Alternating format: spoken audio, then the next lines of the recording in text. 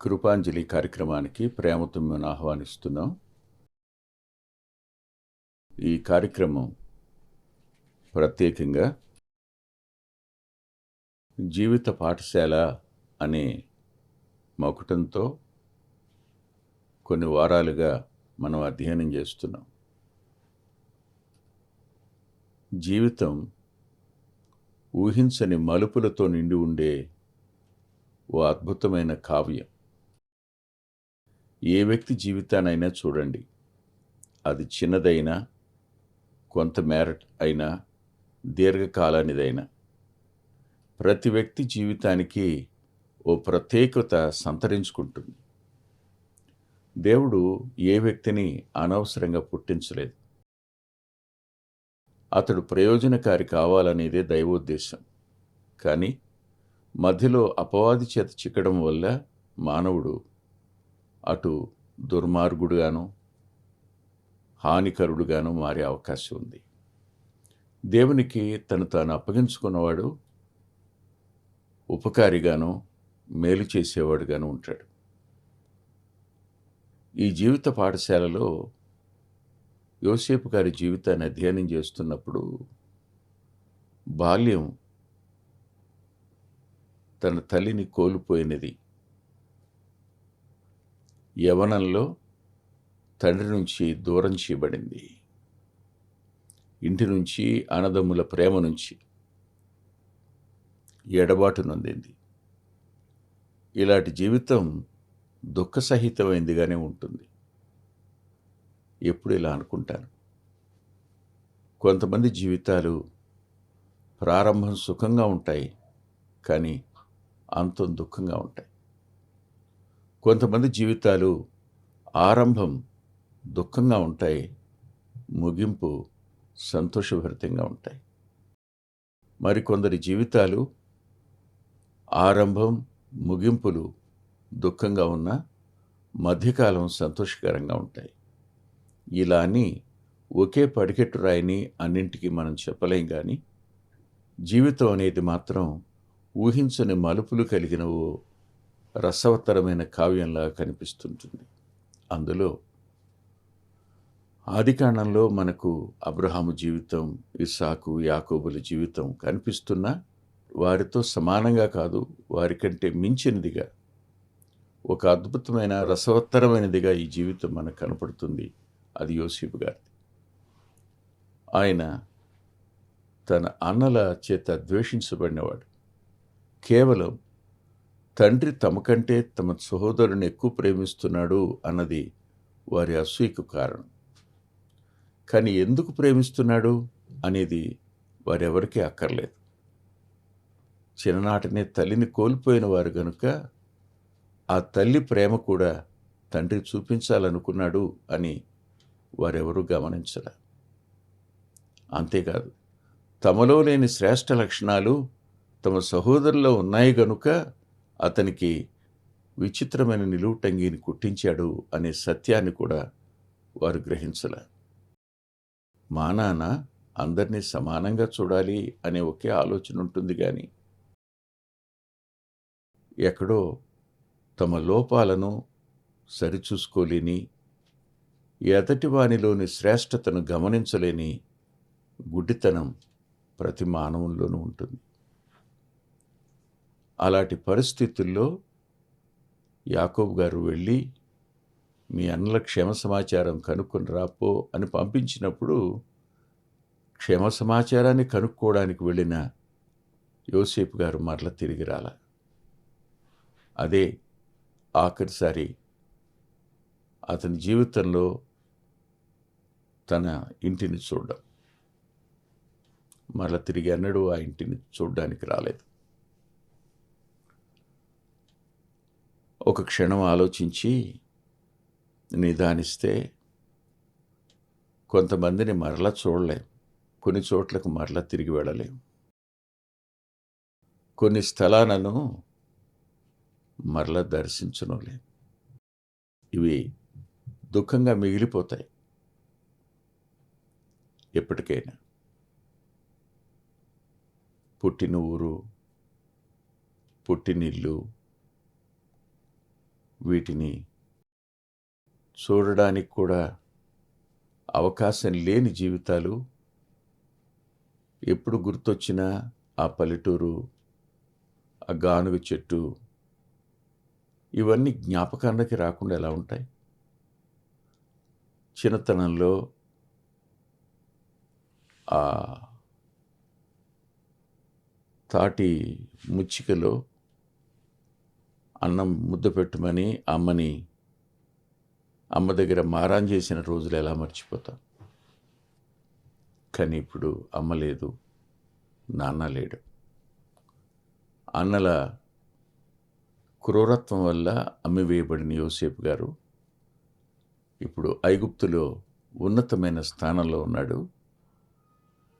వీడిని చంపితే వీడి కళలు ఏమైపోతాయో చూద్దాం అని అనుకున్నారు వాళ్ళు. కానీ అండి, ఇప్పుడు వాళ్ళే వచ్చి ఆయన ఎదుట సాష్టాంగపడి నమస్కారం చేయడం జరిగింది. ఆయన బ్రతిమాలటం జరిగింది. అప్పుడు ఆయన కఠినంగా ప్రవర్తించాడు, కఠినంగా వ్యవహరించాడు. కఠినంగా వ్యవహరించటం మాత్రమే కాదు, వారిని 3 దినాలు చెరసాలలోనూ పెట్టాడు. ఆ మీదట వాళ్ళు చూస్తూ ఉండగానే తన చిన్నవాడిని బంధించినట్టు కూడా కనపడుతుంది. ఇదంతా ఏమిటి అనంటే, ఒకసారి నేను మీకు ఒక వచనాన్ని చదివి వినిపిస్తాను. అది కొంతమేర మనకు అవగాహనను కలుగు చేస్తుందని నమ్ముతున్నాను. దయచేసి మత్తయి సువార్త వద్దకు రండి. మత్తయి సువార్త 7వ అధ్యాయం 2వ వచనం. మీరు తీర్పు తీర్చు చొప్పుననే మిమ్మును గూర్చి తీర్పు తీర్చబడును, మీరు కొలుచు కొలత చొప్పునే మీకును కొలవబడును. ఈ మాటలు వాళ్ళ అన్నల జీవితంలో కొంతమేర నిజమయ్యాయి, అంతే, అంతమేర కాదు. వారి కఠినత అంత కఠినత కాదు యోసేపు గారిది. వారు కొలిచినంత కొలవలేదు. తాను పడినంత బాధ వారికి కలుగనివ్వనూ లేదు. అవన్నీ కొద్ది మేర. అందుకే గతంలో కూడా జ్ఞాపకం చేసుకున్నాం, ఆయన కోపించుకునే వాత్సల్యత చూపించేవాడు అని.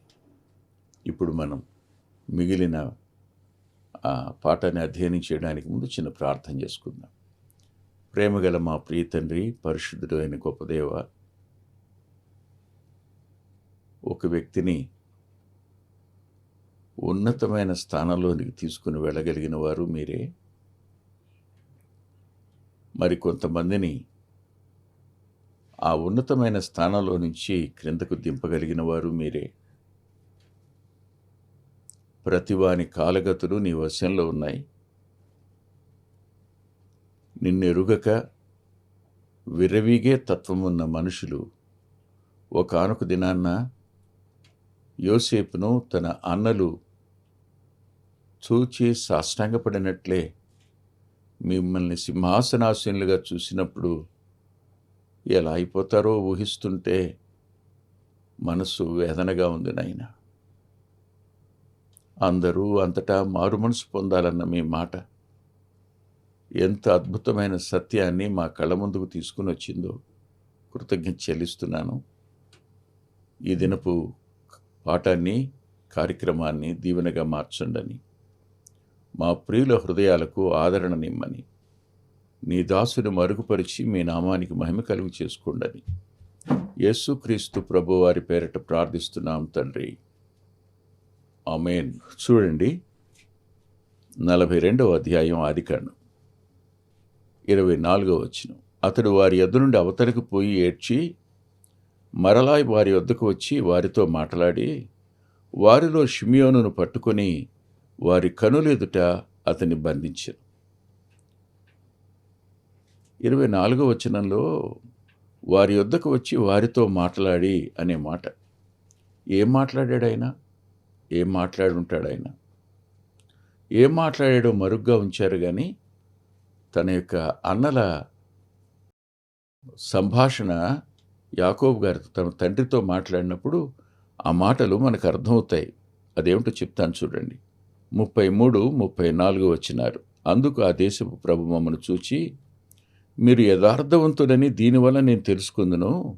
మీ సహోదరులో ఒకరిని నా యొద్ద విడిచిపెట్టి మీ కుటుంబముల కరువు తీరునట్టు ధాన్యము తీసుకొని పోయి నా యొద్దకు ఆ చిన్నవాని తీసుకుని రండి. అప్పుడు మీరు యథార్థవంతులే గాని వేగులవారు కారని నేను తెలుసుకొని మీ సహోదరుని మీకు అప్పగింతును. అప్పుడు మీరు ఈ దేశమందు వ్యాపారం చేసుకొని వచ్చునని చెప్పాననిది. అక్కడ చెప్పని మాట ఇక్కడ తండ్రి దగ్గర వారి నోట పరిశుద్ధాత్మదేవుడు రాయించాడు. కొన్ని విషయాలు ప్రభు మరుగ్గా ఉంచుతారు. అది కొంతకాలం అయిన తరువాత బయలుపరచబడడం జరుగుతుంది. అప్పటి వరకు ఎదురు చూడడం కానీ నిరీక్షించడం కానీ కష్టంతో కూడిన పని. ఎంతైనా దుఃఖం, ఆవేదన ఉంటాయి, ఎడబాటు ఉంటుంది, బాధ ఉంటుంది, నిస్సహాయత కనపడుతుంది, చేతగాని వాళ్ళంగా మిగిలిపోయాం కదా అనిపిస్తుంటుంది. కానీ ఒకప్పుడు బాధ పెట్టామే, అమ్మేశామే, ఏడుస్తున్నా వినలేదే అనే పశ్చాత్తాపం తరువాత వారికి వినపడిన ఈ మాటలు వారి అంతరంగానికి ఆయన ఎవరో గుర్తించలేదు కనుక ఆ మాటలు ఎలా కనిపించాయి? ఆ దేశపు ప్రభువు వాళ్ళ నాన్న ముందు వాళ్ళు చెప్తున్న మాట యోసేపుని ఆ దేశపు ప్రభువు అని.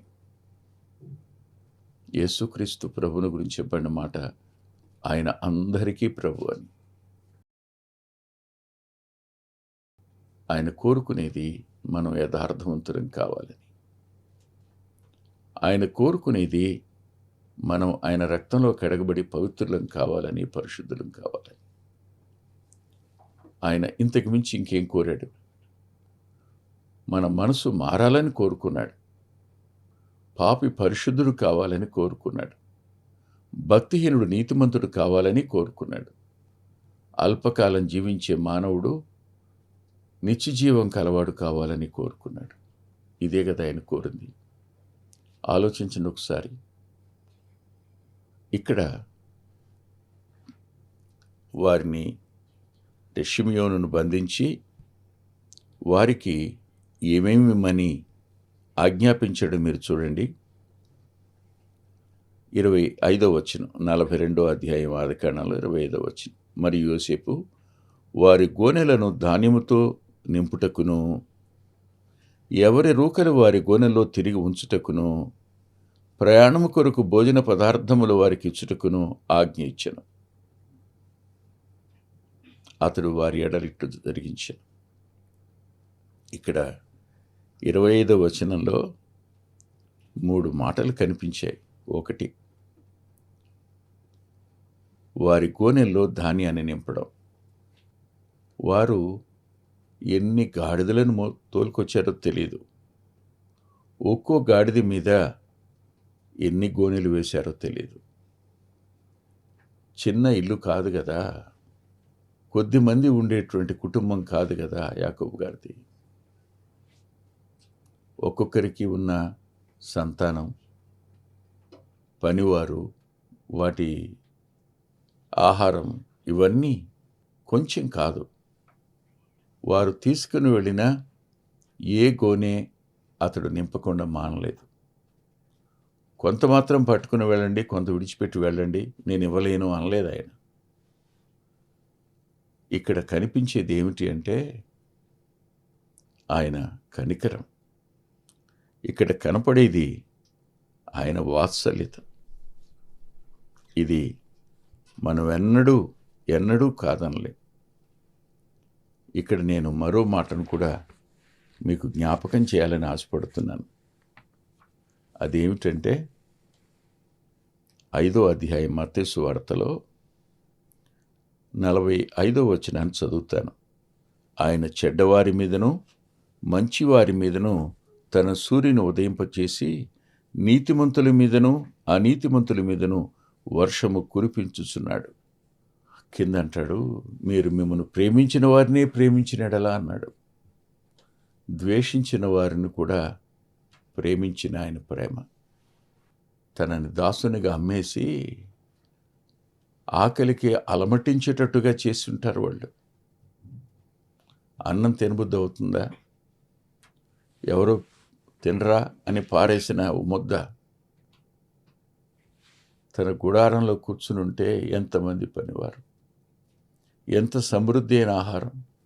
కానీ నేటి దినాన్న అవేవీ లేనటువంటి దుస్థితిలోనికి వెళ్ళిపోయిన ఆ తొలినాళ్ళ 17 సంవత్సరాలు దాటిన దగ్గర నుంచి అతని జీవితంలో సంభవించిన ఆ కొరత, ఆవేదన, బాధ, ఇవన్నీ జ్ఞాపకం చేసుకున్నప్పుడు ఆ గోనెల నిండా ఎలా నింపగలిగాడు? ఆ గోనెల నిండా ధాన్యం నింపాడు. అవి గోధుమలో ఎవలో తెలీదు, నింపాడు. నింపినవాడు ఊరుకోలేదు. వారు తెచ్చిన రోకలు కొనడానికి వారిచ్చిన రోకలు వారి గోనెల్లో పెట్టేసేయమన్నాడు. అంటే దయ అంటే అదే కదా, కృపకు అర్థం కూడా అదే కదా. ఆయన కృప చూపించటంలో విసుగని వాడు ఆయన. మంచివారి మీద చెడ్డవారి మీద కూడా దయ చూపించేవాడు, కృప వద్దకు రమ్మని ఆహ్వానించేటువంటి వాడు ఆయన. కాదనలేం. దానికి మనం తల వంచి కృతజ్ఞత చెల్లించవలసిందే. ఆశ్చర్యకరమైన సంగతి ఏమిటంటే, ఈ అధ్యాయంలో మరో అద్భుతమైన విషయాన్ని మనం చూస్తాం ఈ వచనంలోని.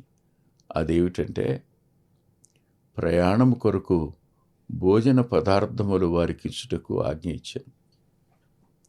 ఎంతమంది వచ్చారు?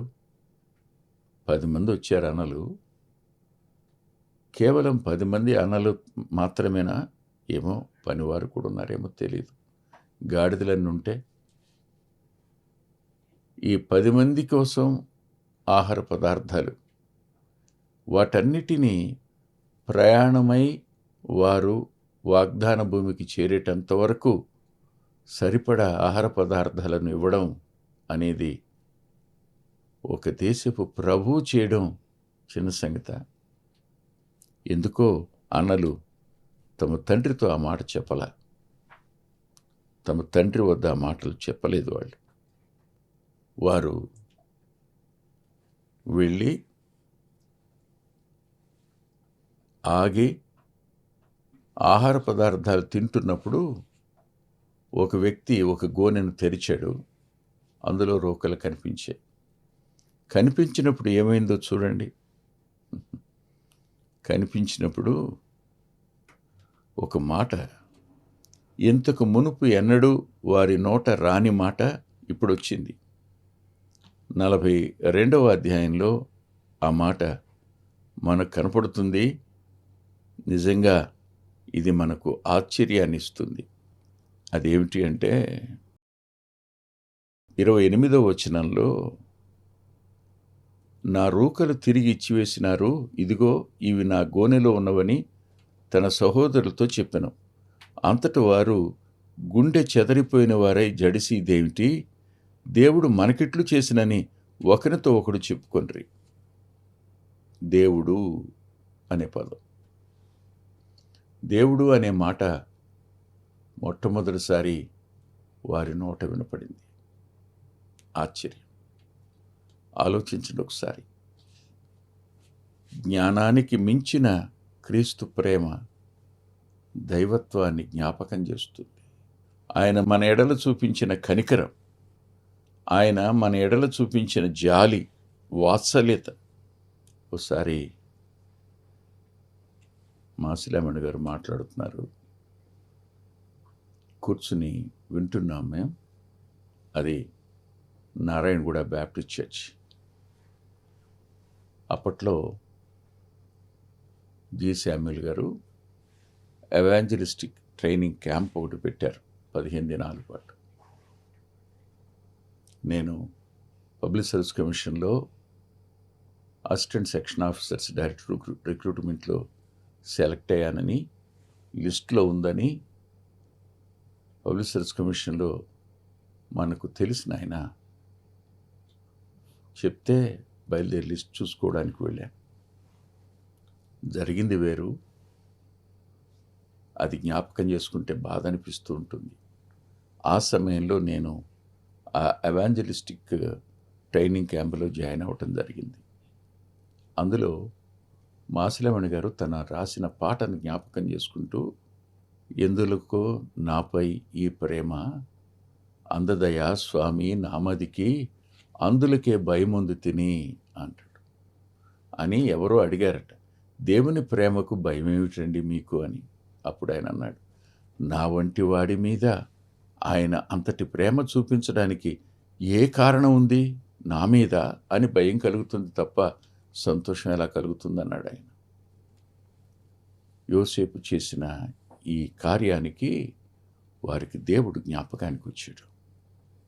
మీ వ్యక్తిగత జీవితాల్లో ఆయన జ్ఞాపకానికి వస్తే మరోసారి ఆయన చెల్లించిన మూల్యం, మీరు కొనడానికి వెళ్ళిన ధాన్యం ఆ సంచుల్లో మీ ధనాన్ని పెట్టడం కాదు, అంతకు మించి తన ప్రాణాన్ని మీ కొరకు దారపోసినవాడు ఆయన. మీ నిమిత్తమై తనకు తానుగా క్రయధనమైన వాడు ఆయన. మనందరి పాపాల కోసం సిలువలో మనస్థానంలో మరణించినవాడు ఆయన. చనిపోయి సమాధి చేయబడి 3వ దినాన్ని తిరిగి లేచి నేటికి సజీవుడుగా ఉన్నవాడు ఆయన. మన మీద తన జాలిని చూపిస్తున్నవాడు ఆయన. అంతేకాదు, ఆయన వద్దకు మనం వస్తే ఆయన ఏం చేయబోతున్నాడో ఒకసారి మనం చూద్దాం. కొరింథీయులకు రాసిన 2వ పత్రిక 9వ అధ్యాయం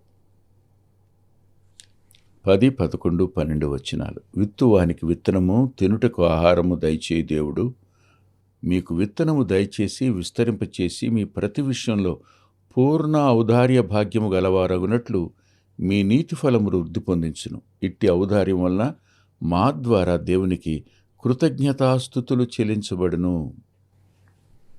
ఆత్మల రక్షణకు మించి కృతజ్ఞత చెల్లించడానికి గొప్ప ఔదార్య భాగ్యం ఇంకోటి ఉండదని హృదయపూర్వకంగా నమ్ముతూ తల్ల వంచి ప్రార్థన చేసుకుందాం.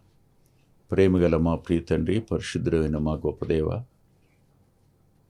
ప్రత్యేకంగా విన్న మా ప్రియుల అంతరంగాలు మీ తట్టునకు ఆకర్షించబడి వారు రక్షించబడిన వారై నిత్యరాజ్య వారసులు అవడానికి సాయం చేయమని, నేర్చుకున్న పాఠాలను బట్టి కృంగిపోకుండా తిరిగి ఆయన నష్టపరిచిన వారికి ఎలాగూ తను జ్ఞాపకం చేయాలో, బాధపెట్టిన వారికి ఎలాంటి ఉపకారం చేయాలో చేసేవాడుగా ఉంటాడని నిరీక్షణతో కనిపెట్టే కృపనిమ్మని యేసుక్రీస్తు ప్రభు వారి పేరిట ప్రార్థిస్తున్నాం తండ్రి. ఆమేన్. ప్రభు చిత్తమైతే వచ్చే వారం కలుసుకుందాం. అద్భుతమైన పుస్తకాలు అందుబాటులో ఉన్నాయి. అందులో అంత్యోక్ మినిస్ట్రీస్ నుంచి ప్రచురితమైన మీ ఆత్మీయ క్షేమానికి మేలు కలుగు చేసే పుస్తకాలు, మీ ఆత్మలను దేవుని కొరకై ఉజ్జీవింపచేసే పుస్తకాలు, ప్రభువులాగా జీవించడానికి ప్రేరేపించే పుస్తకాలను దైవాత్మ సహాయంతో రాయటం జరిగింది. పిల్లల కొరకై చిత్రీకరించబడిన 5 DVDలు అందుబాటులో ఉన్నాయి. ప్రతి DVD పిల్లలను దేవుని కొరకు ఎంతగానో విశ్వాసాన్ని పెంపొందింపజేసేవిగాను, ఆసక్తిని కలిగించేవిగాను, ఆత్మలో ప్రభువుని హత్తుకునేట్టు చేసేవిగాను ఉన్నాయి. ఈ మధ్యన వెలువడినటువంటి ఆ DVD సాధనం, అది మీ పిల్లలకు ఎంతైనా మేలు చేస్తుంది. ఆ పాటలను మీరు చూస్తున్నారు, వాటన్నిటినీ మీరు పొంది ఆత్మీయంగా మేలు పొందాలని ఒక దైవ సేవకునిగా మీకు మనవి చేస్తున్నాను. 6వ పిల్లల DVD సమయం అందుబాటులో ఉంది. 5 చూసిన వారు 6వది కూడా మీ పిల్లలకు చూపించి మీరు చూచి అంతరంగంలో దేవుని స్తుతిస్తారని నమ్ముతున్నాను. తప్పకుండా ఈ డివిడీని తీసుకోండి. 2018 సంవత్సరం తెలుగు VBS DVD దాహం, పిల్లల ఆత్మీయ క్షేమం కోసం 10 పాటలతో దృశ్యరూపకంగా దీన్ని తయారు చేయడం జరిగింది. తప్పనిసరిగా ఈ DVD తీసుకోండి. పిల్లలకు వీటిని పరిచయం చేయండి. ఈ పాటలు మీ పిల్లలకు నేర్పండి. మీ సండే స్కూల్లో ఈ పాటలు నేర్పడం మర్చిపోకండి. నూతనంగా వచ్చిన పిల్లల DVD ఐక్యత అనే టైటిల్ పెడదామనుకున్నాం, కానీ కలిసి ఉందాం అనేటువంటి టైటిల్ని పెట్టడం జరిగింది. కలిసి ఉందాం, అది పిల్లలకు ఎంతో ప్రయోజనకరమైన DVD. దానిని మీరు పొంది మీ పిల్లల ఆత్మీయ క్షేమాన్ని ఖచ్చితంగా చూస్తారని నేను నమ్ముతున్నాను. ఆ DVDని మీరు సంప్రదించి పొందవచ్చు. సాధు సాల్మన్ గారి జీవితం, ఆయన గోదావరి నది దగ్గర ఒక ఆశ్రమాన్ని స్థాపించి అనేక మందిని ప్రభువులోకి నడిపినవారు, అనేక మంది జీవితాలను ఆయన ప్రోత్సహించినవారు. ఎంతో ప్రోత్సాహకరమైన ఈ జీవితాన్ని చదివి మీరు తప్పకుండా ఆత్మీయమైన మేలు పొందుతారు. ఎంతో దిద్దుబాటు ఈ పుస్తకం మూలకంగా జరుగుతుంది. తప్పకుండా చదవండి. గత 30 సంవత్సరాలుగా, ఇది 31వ సంవత్సరం, క్రీస్తు సువార్త పత్రిక అనేక మంది ఆత్మీయ ఆకలిని తీరుస్తున్నటువంటి మాసపత్రిక. ఈ పత్రికను మీరు పొంది మీ ఆత్మీయ జీవితాలకు మేలు కలిగి చేసుకుంటారని హృదయపూర్వకంగా మీకు సిఫార్సు చేస్తున్నాను. గత 2 సంవత్సరాలుగా పిల్లల ఆత్మీయ క్షేమం కోసం సచిత్ర ద్విమాస పత్రిక నెలవంక వెలువడుతోంది. అనేక మంది పిల్లలు ఆత్మీయంగా మేము మేలు పొందామని వారి ఉత్తరాల ద్వారాను వ్యక్తిగతంగా కలుసుకున్నప్పుడు సాక్ష్యం చెబుతున్నారు. మీరు కూడా మీ పిల్లల కోసం నెలవంక పత్రికను మీరు పొందొచ్చు. అందుకొరకై ఈ క్రింద ఇవ్వబడినటువంటి ఫోన్ నెంబర్ని మీరు సంప్రదించండి. ప్రభు యేసు నీకే ఈ కృపాంజలి, ప్రభు యేసు నీకే ఈ కృపాంజలి. వీచే గాలి, కూసే పక్షి, ఊగే కుంభ, వెలిగే తారా,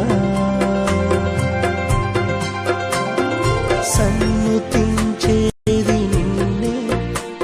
మా చిరునామా కృపాంజలి, బ్రదర్ పిల్లా వెంకటరత్నం, రామచంద్రపురం రోడ్, గుడివాడ, కృష్ణా జిల్లా, Andhra Pradesh. Our address: Krupanjali, brother Pilla Venkataratnam, Ramachandrapuram road, Gudivada, Krishna district, Andhra Pradesh. Phone number 9490504299 9490504299.